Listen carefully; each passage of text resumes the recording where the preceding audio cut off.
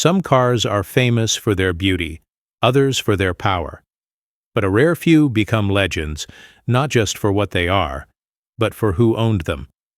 Today, we're driving one of the most celebrated sports cars of all time, the 1955 Mercedes-Benz 300SL Gullwing. And this isn't just any Gullwing. This one belonged to the King of Hollywood himself. This was Clark Gable's car. In the world of classic automobiles, some cars are famous for their engineering, some for their beauty, and some for their racing pedigree. But a precious few possess something more, a kind of soul, a story etched into their very metal. Today, we're not just talking about a car, we're talking about a legend's shadow. We're getting behind the wheel of the 1955 Mercedes-Benz 300SL Gullwing, a machine dubbed the sports car of the 20th century. But this isn't just any Gullwing. This one belonged to an icon. This was Gable's car. To say Clark Gable feels almost unnecessary. Just Gable is enough. The King of Hollywood, the man's man with the trademark mustache who, as Rhett Butler, uttered the most defiant line in cinema history. "Frankly, my dear, I don't give a damn," and walked into movie immortality. He was the star audiences demanded, the titan of the silver screen, and in 1955, at the peak of his fame, he walked into Mercedes-Benz of Hollywood and bought this car. Imagine that day. Gable, with his fifth wife, the actress Kay Spreckles, signing the registration. Imagine him, a tall man at 6'1", folding his frame into the tight race-bred cockpit for the very first time. The shared laughter as they figured out how to pull down those incredible top-hinge doors, the flashbulbs of passers-by as the king fired up the engine, a sound we'll hear shortly, and eased his new prize into the flow of Hollywood traffic. This car wasn't just a purchase, it was a statement. The 300SL was already a landmark, one of only 1,400 coupes built between 1954 and 1957. It was a road-going version of Mercedes's Le Mans winning race car, a futuristic marvel with its lightweight, space-frame construction, and the world's first direct-injection gasoline engine in a production car. For Gable, a man who appreciated power and style, it was the perfect machine. He would have driven it home to his Encino estate, the Southern California sun glinting off its silver paint. You can almost hear the clinking of whiskey glasses as his friends, Hollywood royalty themselves, gathered to admire its avant-garde curves. "She's sure something, Clark," they'd say. And Gable would flash that world-famous Klieg-light smile. This car saw it all. It sat, cold and dewy, in his driveway, waiting to rush him to the studio for an early morning call on a film like Run Silent, Run Deep. It was parked in the King's reserved spot on the lot, a silver shark amongst the Cadillacs, drawing curious stares from legends like Lancaster, Monroe, and Stewart. It was his escape, the blur of the Santa Monica Mountains in the windshield as he spurted homeward, alone at last after a draining day, under the unforgiving gaze of the Panavision lens. The sheet metal is silent now, but the secrets it holds are profound. Gable owned this car until his sudden tragic death from a heart attack on November 16, 1960, at just 59 years old. He had just wrapped a grueling shoot on The Misfits alongside Marilyn Monroe. The Benz was with him on that Nevada location. Cinematographer Doc Kaminsky, who was filming a behind-the-scenes documentary, remembers it vividly.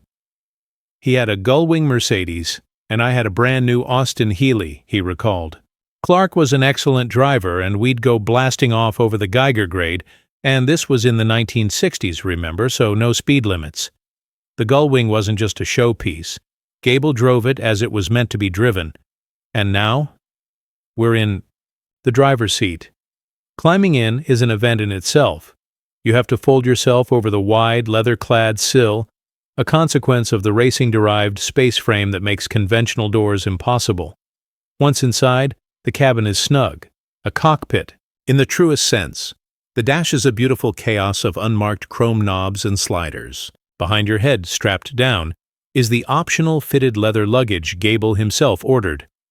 The car has been perfectly restored over the years, passing through the hands of a comic strip creator and a philanthropist before finding its current home. The silver paint gleams, the engine is immaculate. Gable swapped the standard steel wheels for the racing Rudge knockoffs it wears today. The only potential change is the elegant wood and chrome Nardi steering wheel. An old photo seems to show it, but it's fuzzy. Still, you can't help but trace its smooth, cool rim and wonder if these are the same curves his hands gripped, the hands that once held Vivian Lee's Scarlett O'Hara. The car's handler gives simple instructions. Let the fuel pump run for a few seconds before starting. A pull of a knob, a twist of the key, and the direct injection 6-cylinder engine sparks to life instantly. It doesn't cough or sputter. It announces its presence with a confident thrum. The door, perfectly balanced, pulls down with a gentle tug.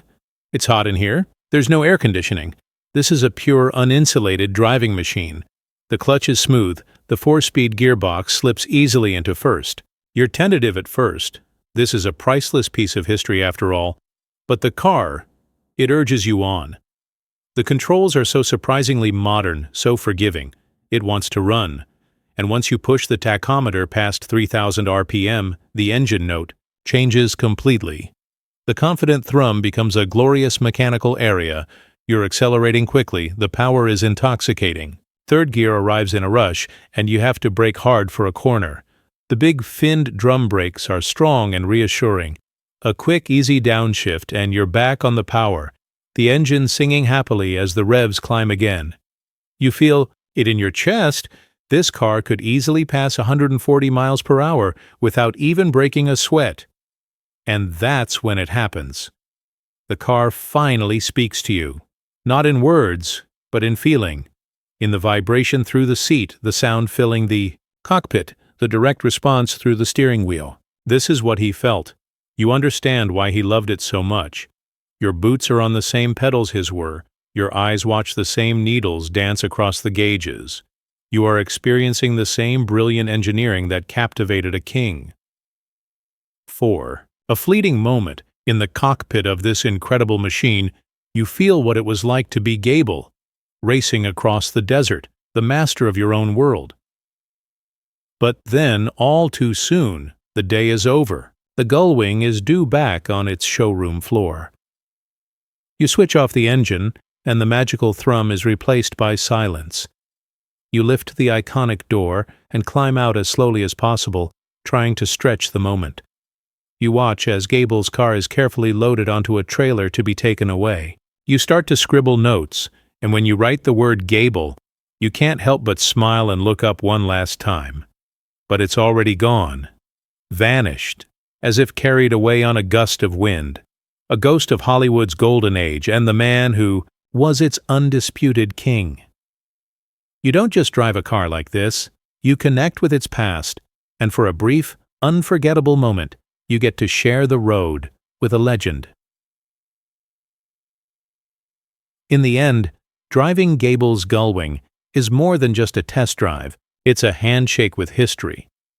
For a few fleeting moments you feel what he felt, you hear the same mechanical roar, and you understand the powerful bond between a man and his machine. You come looking for a car, but you leave having shared the road with a true Hollywood ghost, an unforgettable echo of its one and only king.